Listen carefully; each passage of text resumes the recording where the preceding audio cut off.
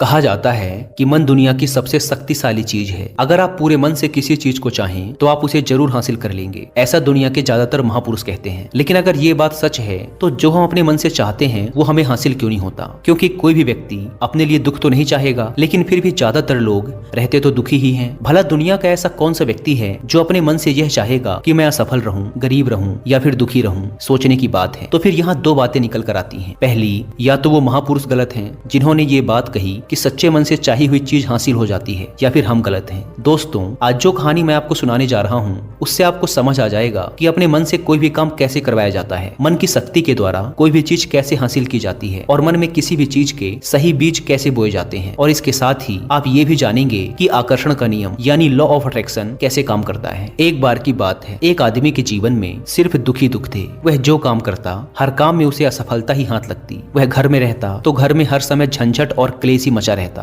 वह किसी से मदद मांगता तो कोई भी उसकी मदद करने को तैयार नहीं होता। बस चारों तरफ से हताशा और निराशा ही उसके हाथ लग रही थी। उसे ऐसा लग रहा था जैसे चारों तरफ से दुखों का पहाड़ उस पर ही टूट पड़ा है। उसे समझ नहीं आ रहा था कि मैं इन दुखों से पार कैसे पाऊं। वह दिन रात बस यही सोचता रहता कि मैं अपने इन दुखों से छुटकारा कैसे पा सकता हूँ। इसी कारण से वह रात में ठीक से सो भी नहीं पाता था। उसकी आंखों के नीचे बड़े बड़े काले घेरे बन गए थे और बाल भी झड़ने लगे थे। हर समय चिंता करने की वजह से उसका स्वभाव काफी चिड़चिड़ा और शरीर बहुत कमजोर हो गया था। कभी कभी तो उसके मन में आत्महत्या करने के विचार भी आते थे, लेकिन अपने परिवार के बारे में सोचकर वह यह कदम नहीं उठा पाता था। अपनी परेशानियों से वह इतना परेशान हो चुका था कि उसने एक दिन यह निर्णय किया कि वह अपने इन सभी दुखों से छुटकारा पाकर ही रहेगा, चाहे इसके लिए उसे कुछ भी करना पड़े, कितनी ही मेहनत करनी पड़े वह करेगा, लेकिन अपने दुखों से छुटकारा पाकर ही रहेगा। इसी विचार के साथ एक दिन उसने अपने एक मित्र से पूछा कि मैं अपने जीवन को खुशहाल कैसे बना सकता हूँ। उसके मित्र ने सुझाव दिया कि तुम किसी बाबा के पास जाओ। बाबाओं के पास ऐसा मंत्र होता है जिससे सारे दुख खत्म हो जाते हैं और जीवन खुशियों से भर जाता है। वह धन संपदा भी हासिल हो जाती है। बस तुम किसी ऐसे बाबा को ढूंढ लो और तुम्हारा काम हो जाएगा। उस आदमी के मन में यह बात अंदर तक बैठ गई कि अब कोई बाबा ही मेरी समस्याओं का समाधान कर सकता है। इसीलिए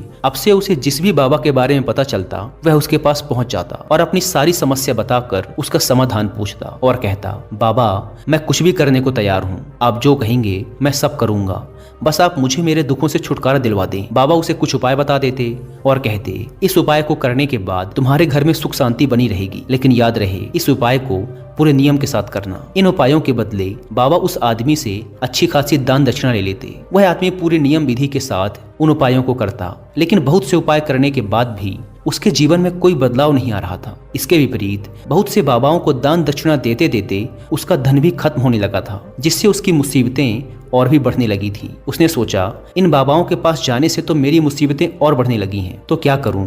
इन बाबाओं के पास जाऊं या इनके पास जाना ही बंद कर दूं? फिर एक दिन उसे एक आदमी ने सलाह दी कि तुम अपने घर में किसी अच्छे पंडित को बुलवाकर हवन करवाओ, पूरे विधि विधान से मंत्रोच्चारण करवाओ। इससे घर में जो भी नकारात्मक ऊर्जा होगी वह भाग जाएगी और घर में सुख शांति आएगी। उस आदमी के दिमाग में यह बात अच्छे से बैठ गई और उसने एक पंडित को अपने घर बुलवाकर हवन करवा लिया। हवन अच्छी तरह से संपन्न हुआ और उस व्यक्ति ने पंडित को अच्छी खासी दान दक्षिणा देकर खुशी खुशी अपने घर से विदा किया। हवन करने के कुछ महीने बाद तक उसके घर में सब कुछ ठीक चल रहा था। घर में सुख शांति भी बनी रही और उसके छोटे छोटे रुके हुए काम भी पूरे होने लगे। लेकिन कुछ महीनों बाद फिर से वही पुरानी वाली स्थिति वापस लौट आई। उस व्यक्ति को महसूस हुआ कि उसके जीवन में अब भी कोई महत्वपूर्ण बदलाव नहीं आया है। अब वह आदमी पूरी तरह से दुखी हो गया, पहले से भी ज्यादा परेशान रहने लगा। अब तो उसे लगने लगा था कि मेरे जीवन से दुख कभी खत्म ही नहीं होंगे। यही सब सोच सोचकर उसका बुरा हाल हो गया था। फिर एक दिन उसे अपने मित्र से एक ऐसे बाबा के बारे में पता चला जो समाधान बताने के बदले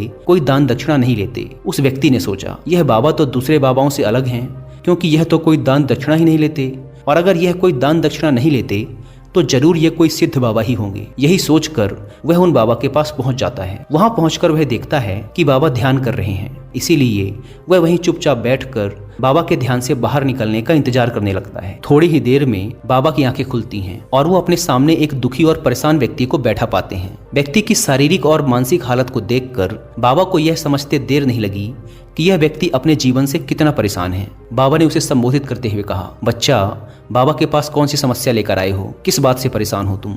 उस व्यक्ति ने कहा, बाबा, मैं अपने जीवन के दुखों से बहुत ज्यादा परेशान हूँ। मैंने अपने दुखों को कम करने का बहुत प्रयास किया, हर वो काम किया जो किसी बाबा ने मुझसे करने को कहा, हर वो तरकीब अपनाई जो किसी व्यक्ति ने मुझसे कही, लेकिन मेरे जीवन के दुखों में कोई कमी नहीं आई। इसके विपरीत मेरे दुखों में और बढ़ोतरी हो गई।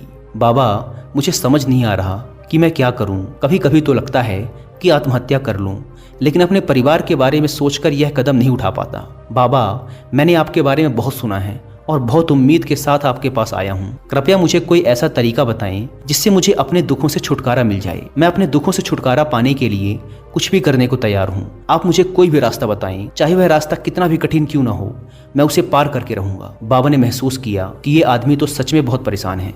बाबा ने उसकी बात सुनकर कहा कि बच्चा, दुखों को दूर करने के लिए मंत्र ऐसे ही नहीं मिल जाते, उन्हें पाने के लिए कुछ करना पड़ता है।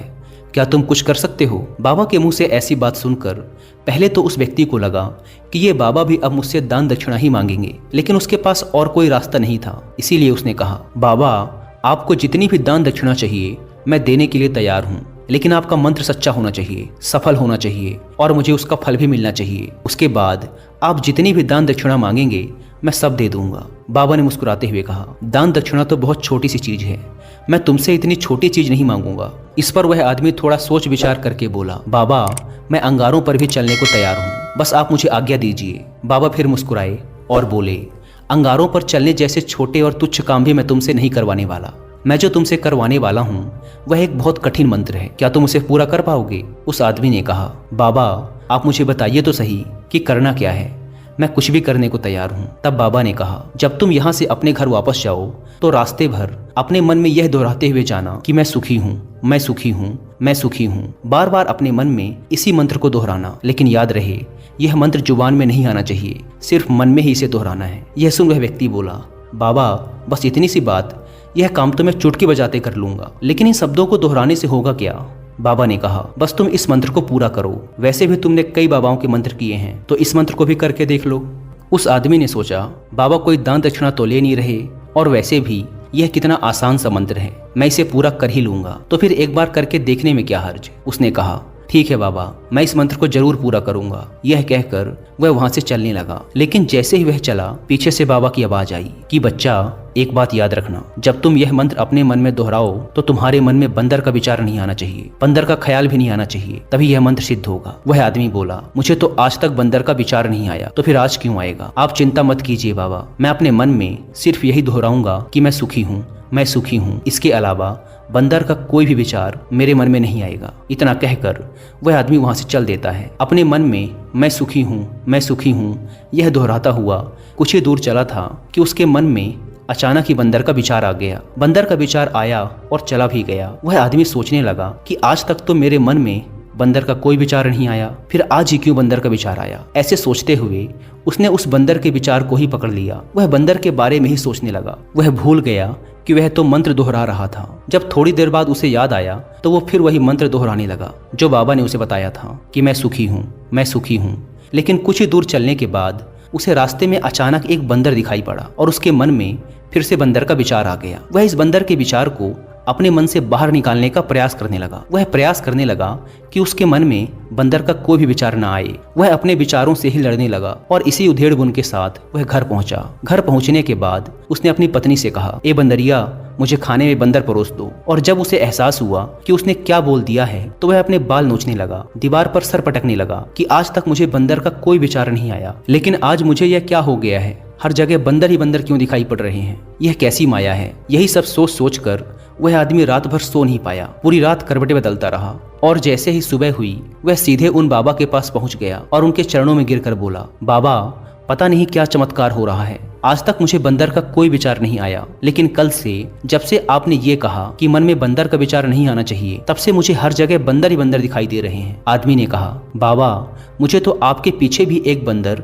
पेड़ पर बैठकर केले खाता हुआ दिखाई दे रहा है। बाबा, मेरे साथ ये हो क्या रहा है? उस आदमी की यह बात सुन बाबा हंसने लगे और बोले, बच्चा, मन का जाल एक ऐसा जाल है जिसे समझ पाना इतना आसान नहीं है। यह बंदर तो तुम्हारे रास्ते पर तब भी पड़े थे जब तुम पहली बार मेरे पास आए थे। तब भी ये बंदर इन्हीं पेड़ों पर घूम रहे थे, लेकिन तब तुम्हारे ध्यान में यह बंदर नहीं आए, क्योंकि तब तुम्हारा ध्यान तुम्हारे दुखों पर था। बाबा ने उस आदमी को समझाते हुए कहा, बच्चा, हम जिस भी चीज से दूर भागना चाहते हैं वही चीज हमारे मन में बहुत गहराई से बैठ जाती है, वह हमारे अंतर मन में समा जाती है। वास्तव में हम जिस किसी भी चीज से छुटकारा पाना चाहते हैं, हम उससे छुटकारा इसीलिए पाना चाहते हैं क्योंकि वह चीज हमसे बहुत गहराई से जुड़ चुकी है, और हम जितना ही उससे छुटकारा पाना चाहते हैं वह उतनी ही गहराई से हमारे मन में बैठती चली जाती है और अंततः हमारे अंतर मन में छा जाती है। ऊपर से तो हम सभी चाहते हैं सुखी होना, और हमारे होंठ भी यही बोलते हैं कि मैं सुखी हूँ, मैं सुखी हूँ, लेकिन हमारे अंतर मन में दुख होते हैं।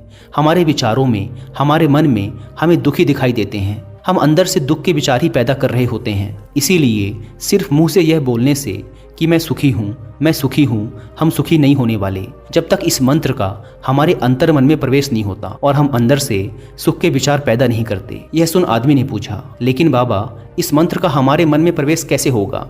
ये कैसे हमारी अंतरात्मा में बैठेगा?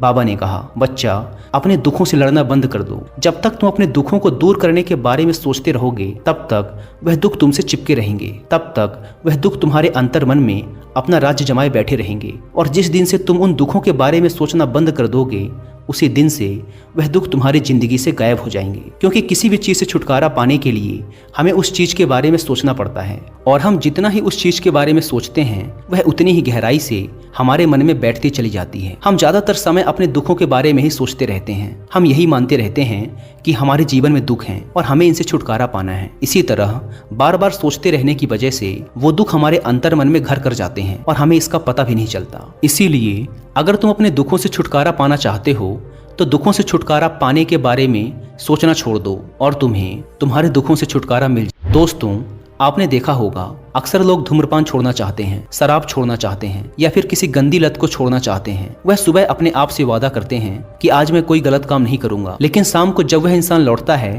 तो नशे में चूर होकर लौटता है। आखिर ऐसा क्यों होता है कि जो हम सोचते हैं उसे पूरा नहीं कर पाते? असल में हम उस समस्या को बहुत ज़्यादा महत्व दे रहे हैं। जब भी हम उस चीज़ को छोड़ने के बारे में बहुत ज़्यादा सोचते हैं तो अपने मन में उस चीज़ की इम्पोर्टेंस, उसकी अहमियत बढ़ा देते हैं, और हम जितना उस चीज़ के बारे में सोचते हैं हमारा मन उतना ही उस चीज़ की ओर भागता है। हमें उस चीज़ से लड़ना नहीं है बल्कि बिना सोचे गुजर जाना है। और अगर इस चीज़ को हम अच्छे से समझ जाते हैं तो फिर हम अपने जीवन में जो भी पाना चाहते हैं उसे अपने अंतर मन में डाल सकते हैं। और अगर एक बार वह लक्ष्य हमारे अंतर मन में बैठ जाता है तो फिर सफलता पाने में कोई समस्या नहीं आएगी, कोई परेशानी नहीं आएगी। दोस्तों, उम्मीद करता हूँ कि आपको यह वीडियो पसंद आई होगी। धन्यवाद।